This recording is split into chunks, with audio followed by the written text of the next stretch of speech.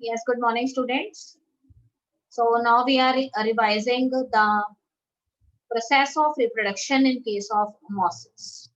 So in my previous lecture, I have taught you about the process of reproduction in liverworts. Now we will study the process of reproduction in mosses. So student, you know that bryophytes, they are of two types, liverworts and mosses. There is a very little difference between reproduction in case of liverworts and mosses.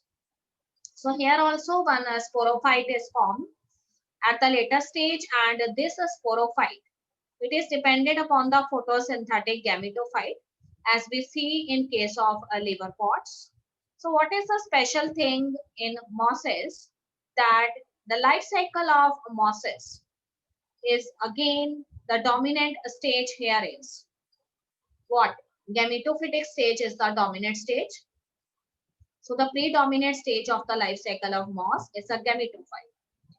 It is known as gametophyte because it produced gametes in the respective sex organs. Now, what is the special thing? The first stage is the protonema stage. And what is this protonema? This protonema stage is actually the stage that develops directly from a spore. And in this protonema stage, the moss, it appears in the form of a creeping, green, branched and filamentous structure. So generally the protonema stage, which is called as primary protonema, it is a form of a structure which is creeping in nature, green in color, and it horizontally grow according to the soil substrate. And later what happened? This horizontally growing creeping structure which have so many branches, some of these branches, they start growing in a vertical fashion. So this second stage, which is known as a leafy stage, it came into existence. So this leafy stage is called as a secondary protonema, and this secondary protonema, it develops as a lateral bud on the primary protonema. And what is its appearance? So it is an upright cylinder axis being spirally arranged leaves. That means they are growing in a vertical fashion. They have so many branches, and the leaves, they are also present. And those leaves which are present at the apex of each branch, they spirally arranged themselves in the form of a cone, and later they bear the sex organs. Again, you know that the sex organs in case of these males, they are the antheridium, and in case of females, these sex organs, they are the archegonium. So on some branches antheridium are born, and on some branches at the tips archegonium are born. So inside the antheridium, what is present? So inside the antheridium, anthrozoids or male gametes are formed, and inside the archegonium, which is a flask shaped structure, egg cell, it is generally present. And you know very well that all the three type of reproduction is seen in case of mosses.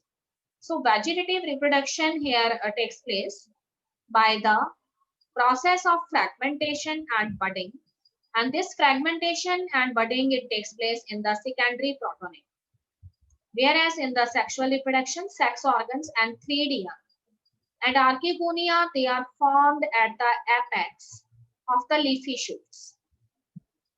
And after fertilization, that is the fusion of the anthrozoid with the egg cell, zygote develops, and this zygote, it later changes or develops into a sporophyte. But this sporophyte is again not free living, and it has three components: foot, seta and capsule. With the help of foot, this sporophyte, it gets attached with the photosynthetic gametophyte, and later the same thing happens. The zygote nucleus, it enters into the capsule of the sporophyte, undergoes meiosis, and as a result haploid spores are formed. And these haploid spores, when they fall on a moist substratum, they germinate and they form the thallus of the bryophyte mosses. And you know that the primary stage of this moss, which is develops as a result of germination of these haploid spore. It is the primary protonema stage, horizontally grow, creeping green structure, and later some of the branches grow in a erect fashion.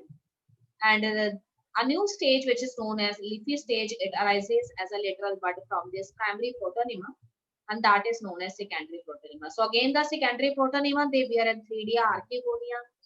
Then anthrozoids are in Antheridia and Archegonia have cell. Fusion takes place, zygote is formed, and the zygote nucleus goes into capsule. Meiosis takes place in capsule, and haploid spores are formed. So in this way, the life cycle of mosses, they are a little bit different from the life cycle of these liverworts. So after this, we are going to have a look over the economic importance of the bryophytes. So a little bit, by a little bit economically important these bryophytes are. And number one, the mosses, they provide food for herbaceous mammals. Some birds, they also eat mosses, and some animals too.